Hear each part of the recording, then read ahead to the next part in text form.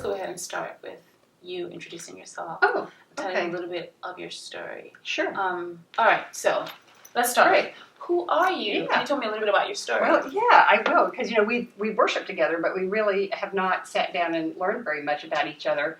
So I grew up in West Texas as an Episcopalian, and started singing, and that's how I ended up at TCU, Texas Christian Disciple School, is because they had a really great music program. But before that had happened, I started attending a disciples church in Texas. And so went to TCU, never had heard a woman preach until I came to Vanderbilt Divinity School. That's kind of, you can't imagine that women weren't preaching very much in West Texas. Came here and didn't know that I'd be ordained, but was ordained after finishing here. Most of my work has been in social justice kinds of ministries, social change. I pastored a large church here in Nashville for about 5-7 years, and then went into ministries in nonprofits. So I worked in prisons, mostly on death row, for 10 years, and then I started a nonprofit to serve women with addictions and their children, worked there for about 10 years. And now I'm working at a foundation. So we make grants to nonprofits, and a lot of the grants that we make are actually to social change organizations. So it's just a different way of living out that passion. Okay. Well, thank you. Mm-hmm. And so the conversation that you and I are going to have today is about emerging faith leaders who are interested in nonprofit leadership. Sure. And you have that experience. You can share from what you have gone through. Right. And so the very first question is, let's talk about things that were challenging for you. Sure. As well as the things that were life-giving. Yeah, it's really interesting. How I would have answered this, 5 years ago is very different than what I answer now, because I recognize, even as hard as it was, because I was mostly starting new organizations, as hard as it was, now reflect and know what privilege I had in starting those organizations, how much easier it would be for me as a white woman than for many of my sisters of color or siblings of color who are starting organizations. And so, as hard as it was, I realized that I really had it a lot easier than many. Part of the reason was because of social networks. I went to a large church that had people with funding, and so when they would see what it is that I felt called to, they would want to support that. So, or there were people who had networks in the city, so they could introduce me to someone who had money or open a door to a foundation. And I guess I've been reflecting more recently just about how much of a privilege and an advantage that was for me. Even with that, it is really hard work. There's never, the job is never done, kind of like being the pastor of a church. Mm-hmm. And there's always something more that you want to do for either the people you're serving or for the issue you're trying to advance. So I think that what I didn't know then, but know better now, is that self-care is part of that. I also think the culture of nonprofits are changing. People don't want to just work all day and all through the weekend. People want to keep more boundaries and have a better lifestyle. So when I started, it really was the suffering servant model was operative, and so the more you gave, the more you suffered, or something. But now I think there's a much healthier environment in the nonprofit sector that says we need to care for ourselves and we need to be paid what we're worth.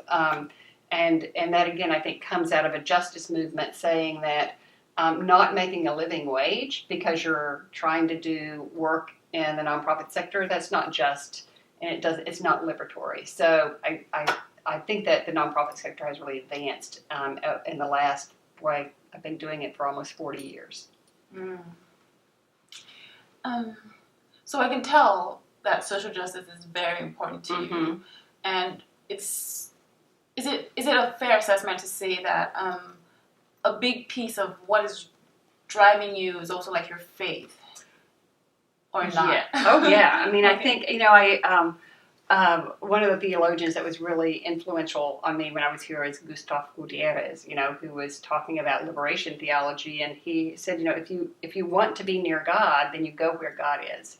And where is God's presence? God's with people who are poor, who are marginalized. But God also wants things to be better for all people. So I think that was part of his thinking. But also he talked about the shared sense of liberation that none of us can be free till all of us are free. And some theologians would talk about it in terms of that our salvation is tied together. And so I think those things are really what drove me and pulled me. It wasn't white saviorism, although there's a big dose of that in every white person. But it wasn't really white saviorism. It was really a sense that our well-beings are connected. Our spiritual salvation is connected. So I think that's most of what drives me, is feeling like that we're tied together in one garment, and that we have to be sure that everyone has not just opportunity, but that the systems are working for everyone. And I more and more I've realized how, and all the systems are set up to benefit people who already have privilege. And so it's that changing things at the systems level is the only way that we're going to change that opportunity for everyone. So I think maybe I started my early work was more focused on work at the individual level, but now it's really moved more to being at the organizational or the systemic level is where I have more of my passion. Okay. There's so many directions I can take that. But I'm going to move into, so I consider you to be a faith leader. And I'm curious to know if you consider yourself to be a faith leader. Why or why not? Yeah, interesting.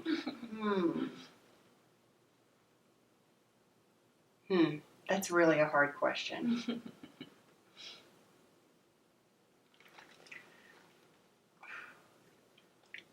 I will answer that question yes and no. I mean, I think that if you just look objectively at it, I am a faith leader.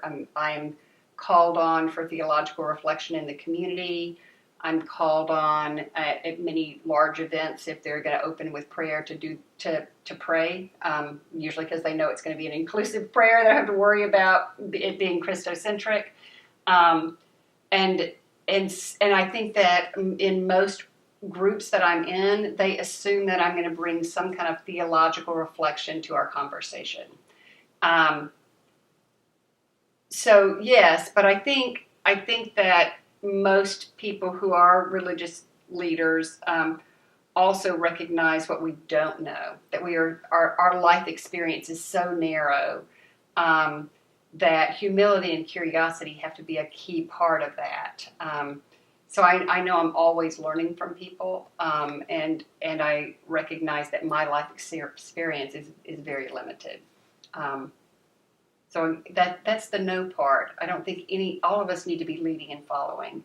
I think it's always a dance of when do I need to step forward and be a leader, and when do I need to step back and celebrate other people's leadership and be a good follower. Oh, that's really good. That's really good.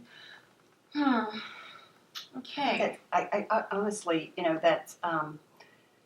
that's one of the things, particularly about, I think, white leaders, is we need to do more stepping aside. Like, I would stay in the job I'm in now longer, but I'm going to leave it the next couple of years, mostly because someone else needs to have the opportunity to have this job.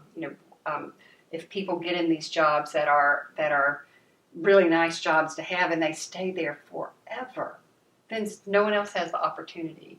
So there is this point about that when leaders do need to step aside and make room for new leadership.